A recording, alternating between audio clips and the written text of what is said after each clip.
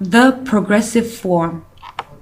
The English structure that we have chosen is the progressive form, also known as the ing form or the continuous tense. To understand the ing form of a verb, we ought to know what a verb is. Here's a quick revision. A verb is a word that denotes a certain act done by somebody or something.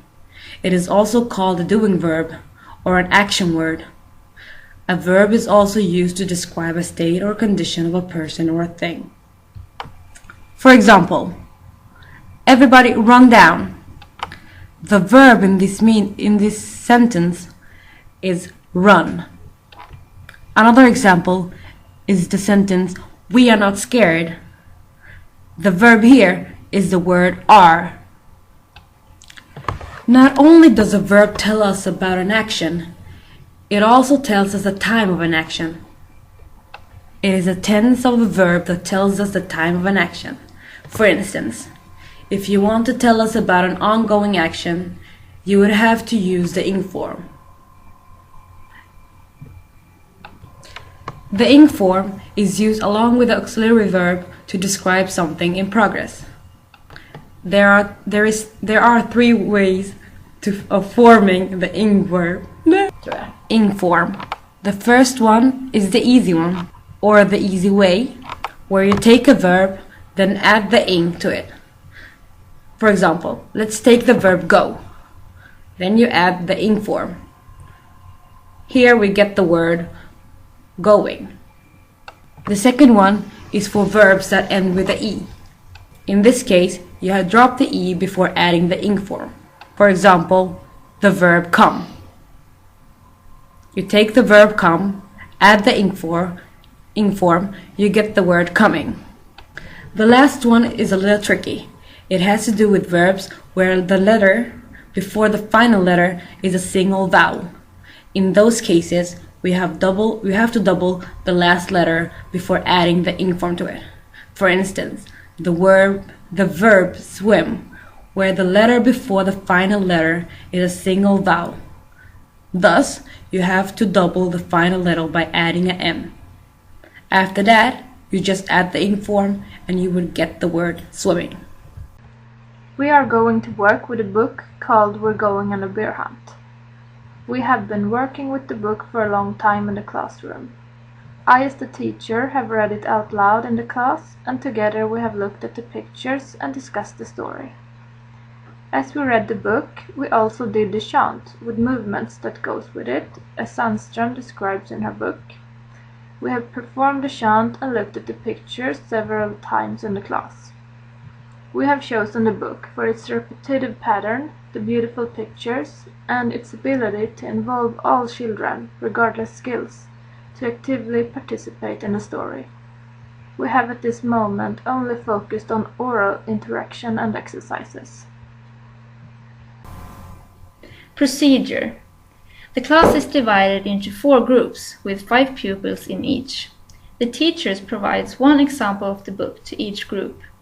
Each group gets 9 pages to study.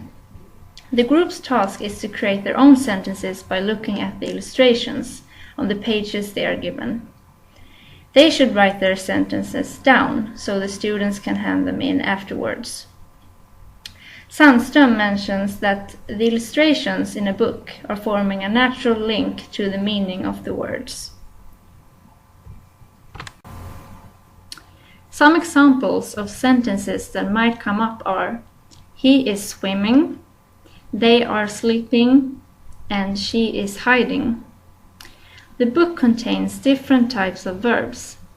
The purpose of exposing them to the pupils is that they are supposed to practice adding the ing form differently after a verb ending with a vowel plus consonant, just a consonant, or the letter E. When the groups have completed their sentences, they are supposed to act them out to their classmates, who will try to guess the sentences. The groups should act their sentences out in a chronological order. Learning outcomes. The learning outcomes from the English curriculum are: learning the rules of how to change a verb form before adding ing, and how to use the ing form in authentic and meaningful situations. One risk that Sandström writes about is the risk of stage fright, that the pupils are uncomfortable in standing in front of the class or in using the English language and don't want to participate in the activities. In the classroom, we're constantly working for creating a good environment where the pupils dare to take risks and make mistakes. Another anticipated problem could be that the pupils don't have the knowledge or the vocabulary to express themselves in the activities.